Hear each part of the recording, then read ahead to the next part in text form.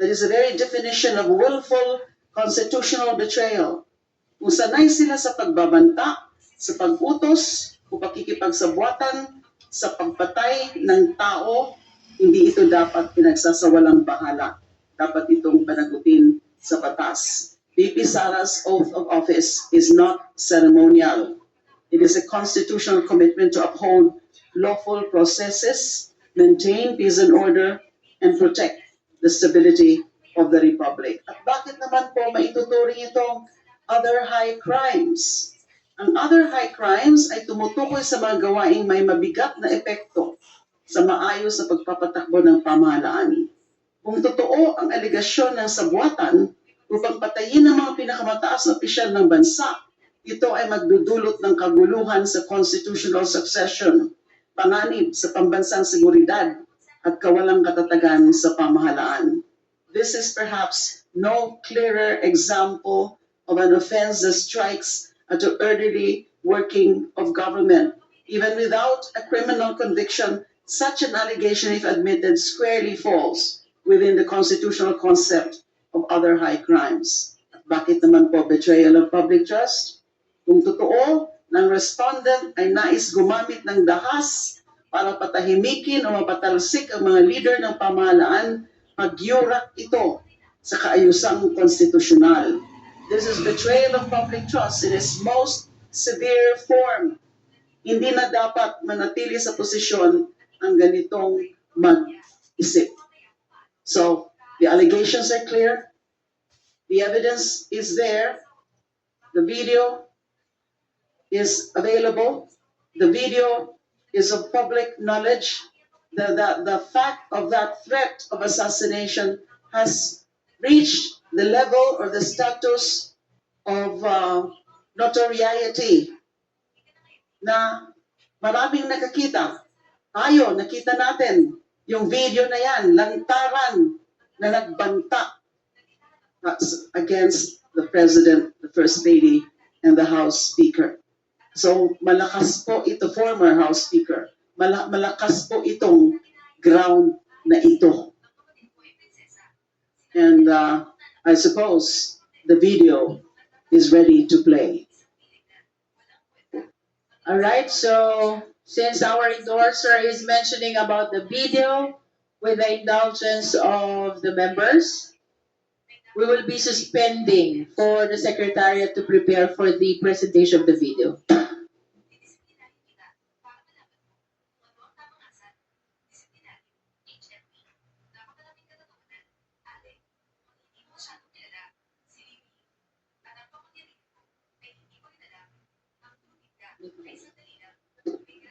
The meeting is resumed.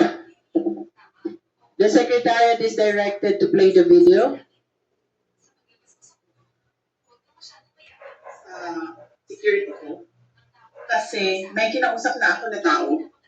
Sinabi ko sa kanya, pag pinatay ako, patayin mo si BBM, si Lisa Araneta, at si Martin Romales. No joke.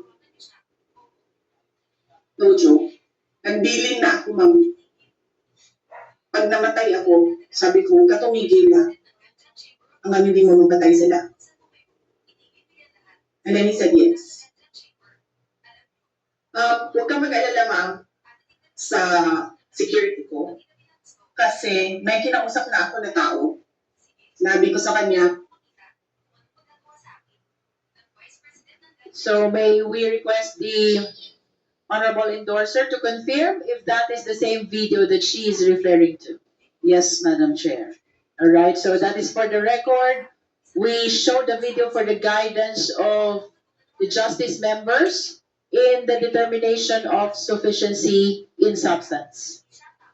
Are the members who wish to comment or manifest with respect to the fourth ground of impeachment or in relation to the video just presented? Madam Chair, The Honorable Sabora. we are all familiar with the actuations of the Vice President as seen in that video. That was, in fact, on November 23, 2024, and that took place after the Committee on Good Government had their proceedings. And well, we all knew what happened then. That was the time when attorney Zuleika was detained. And well, it is incumbent upon us to point out the specific portions of the complaint.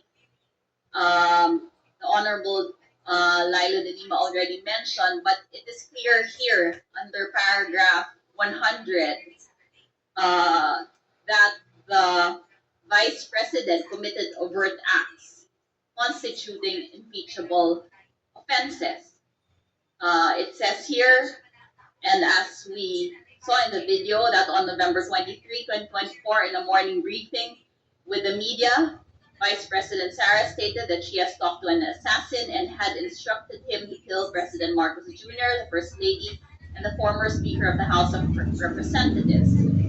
Continue in paragraph 105. States here, instead of retracting what she said, Vice President Sara admittedly owned her previous statement. On November 26, 2024, she publicly confirmed that she had indeed talked to a person who could assassinate the President, the First Lady, and the former House of Representatives Speaker.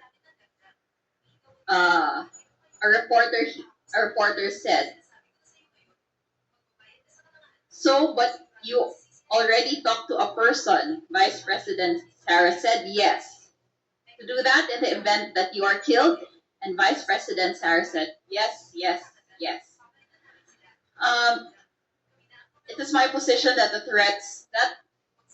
threats were conditional, is inconsequential, and that the mere act of engaging an assassin, as stated in the complaint, is opposed to her oath, and that the mere act of uttering these statements is already impeachable because at the very least, it amounts to a betrayal of public trust, aside from all of the offenses charged in the impeachment complaint. Thank you, Madam Chair.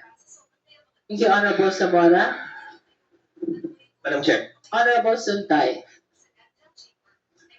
Madam Chair, the complaint alleges that the respondent declared that she had arranged for a person to kill the President, the First Lady, and the Speaker if she herself were killed.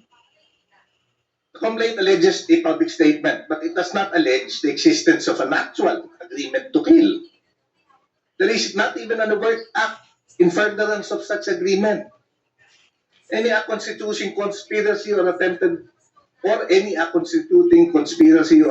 murder. Kasi yung alleged gunman, di man lang natin na-present. Now, let's go to the doctrine of free speech. Which guarantees free speech and free press do not permit a state to forbid or prescribe the advocacy of the use of force or of law violation, except where such advocacy is directed to inciting or producing imminent lawless action and is likely to incite or produce such action. Advocacy of violence or law breaking is protected unless it is directed at inciting or producing imminent lawless action and is likely to produce such action. That was stated in Salonga versus Cruz Panyo of 134 SCRA 438. Now, kung makikita rin natin dun sa statement ni dun sa video, and I'm glad that it was flashed on screen, which kasi in fact dapat nga hindi because it would be premature. As I mentioned, the video is not part of the complaint, but okay lang na ipakita natin dyan because it brings back yung ano natin yung pag-aalala sa mga yan. The VP said that she hired someone to kill. If she herself was killed, lo and behold, they are both alive. So ibig sabihin, walang overt action which was done. You know, sometimes when I go home late, my wife always threatens to kill me. Sabi sa akin ng asawa ko, papatayin kita eh. Umaga ka na naman umuwi. And you know, my wife is the queen of our home. And she is highly respected by everyone in our household. But you know, I'm still alive, and my wife only kills me with love. Common sense dictates that if you are really serious in killing someone, you do not announce it to the whole world. Why would you announce that you will kill someone if you really intend to kill someone? Common sense dictates otherwise. Thank you, Madam Chair. Madam Chair, Thank you. Honorable Abante. with due respect to Congressman Suntay, I do not know if he is lawyering with the Vice President, because I would even think that he is right now defending her. Pero ito you have seen the video, whether it be that he is joking, that's between her. Diba? Thing is this, that amounts to a credible threat against the President, the First Lady, and the Speaker. That is not political noise, just like what he's saying about his wife. What he's saying about his wife is only political noise. No, but my wife... But that is not political noise, Madam Chair. That is a red flag for national stability and constitutional order. Why? The Vice President is not a private citizen. The wife of Congressman Suntay is a private citizen, but not the Vice President. The office of the Vice President carries access, influence, and security resources. That is why the standard for public trust is higher, not lower. Madam Chair, thank you very much. Madam Chair. The Honorable Adjong. Thank you, Madam Chair. And Just then Honorable Degamo. very, very short manifestation regarding the video. The whole nation is aware of this video, actually, Madam Chair. It came out during a press conference that the Vice President called for when Attorney Zulaika was in detention in the House of Representatives. My take on that, Madam Chair, is you can argue on whether a crime is being consummated or not, because some say that it has not been fully implemented, and so therefore the crime is not committed. So, to me, Madam Chair, I know how a layman would understand that is, it does not take one particular threat to be consummated, meaning to be implemented, for it to constitute a betrayal of public trust. The mere fact, Madam Chair, that it was uttered by a sitting Vice President to threaten a sitting President and claim that she had contracted an assassin to do her bidding is in itself an impeachable act. It's in itself a betrayal of public trust, Madam Chair. So whether or not it was said in jest, whether or not there was an intention, because it's conditional according to some, whether there was not really an intention, except for example that she herself was killed. That's irrelevant to me, Madam Chair, because the fact that it was said, the threat was said by an official who needs to uphold a high standard of the demand of her office should be upheld in such a high standard, would to me fall under the category of a betrayal of confidence. That is my humble submission, Mr. Chair, Madam Chair, on the issue of the video that just flashed, it's played on the monitor, Madam Chair, Your Honors. Thank you. Maraming salamat po. Thank you, Honorable Adjong. At this juncture, we recognize the Honorable Degamo. Yes, Madam Chair. I would like to speak from a personal experience. My husband, the late Governor Degamo, before he was murdered. By the way, we will be remembering his third death anniversary tomorrow. That's March 4. He received threats before he was tragically murdered. The threats at first were conditional.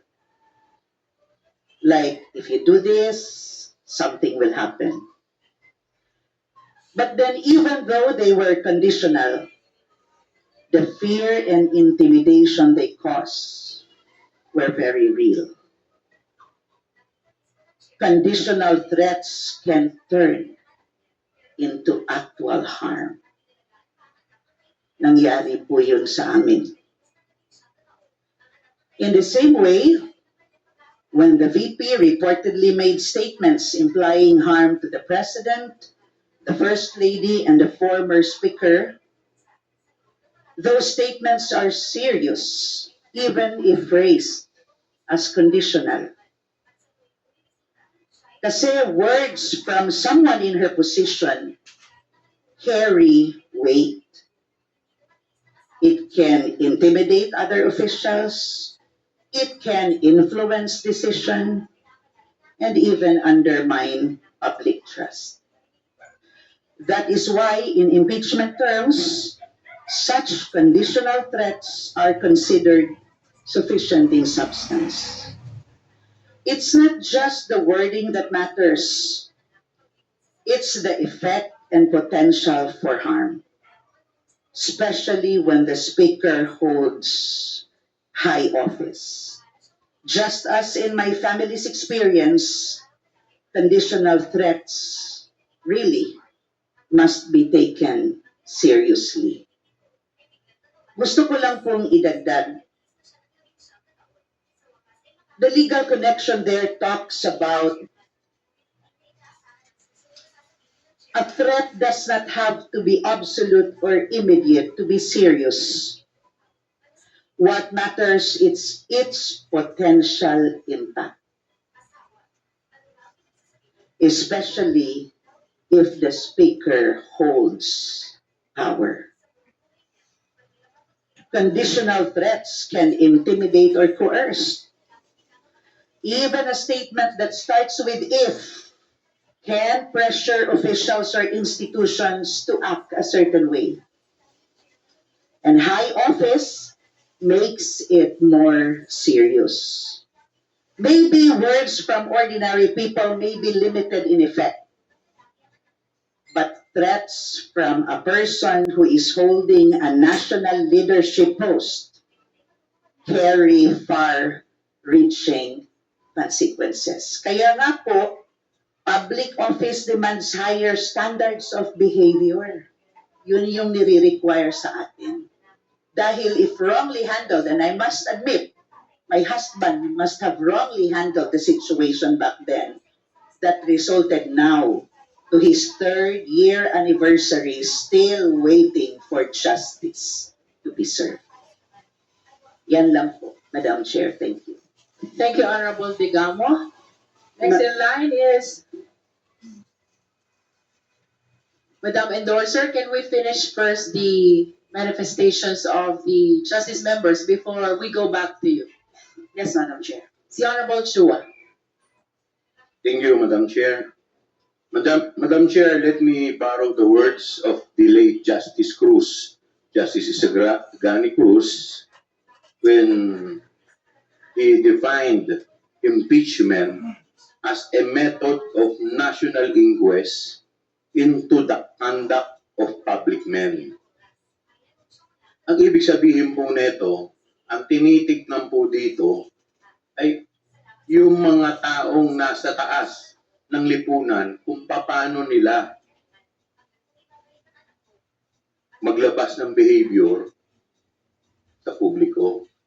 Ang hinuhusgahan po dito sa impeachment ay yung kanila pong conduct.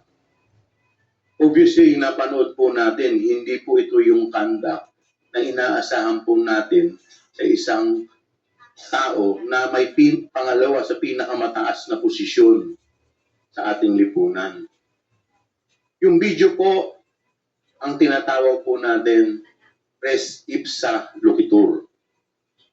The video speaks for itself. Hindi na po natin kailangan magpahaba. Hindi po ito usapin ng kriminal para tingnan po natin ang elemento ng threat. Ang tinitingnan po dito po sa pinakita sa atin, yung conduct ba na pinakita niya ay binetray niya yung public trust. Ito ba yung conduct na inaasahan natin sa isang tao na mataas ang katungkulan sa lipunan? Pag sinagot po ninyo ko na ito po yung conduct, maaari ko pong sabihin na wala nga po talagang substance.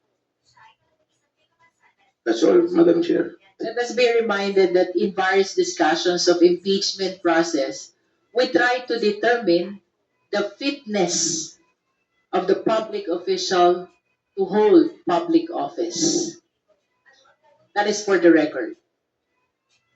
Any other member who wish to manifest?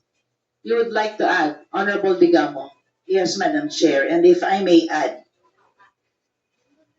itong grounds po na ito, we are not just dealing here with the VP. No?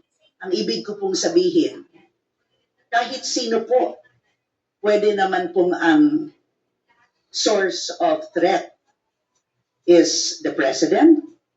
Source of threat could be the Speaker, directed to the VP, the President, directed to the VP. Pwedeng it could be directed to any other public official. Pero yun po yung nakikita natin na hindi talaga dapat binabaliwala para wag naman pong matulad sa amin. So it's not about personalities. It is about the actuations na ginawa at dapat may managot. Thank you po. Thank you. Next is the Honorable Vice Chair Dumogan. Thank you, Madam Chair. I don't like to repeat what has already been said, but looking at the allegations in ground number 4, including the video that we have just watched, at the stage of determining sufficiency in form, it has already complied. Thank you, Madam Chair. Thank you, Honorable Dumogan.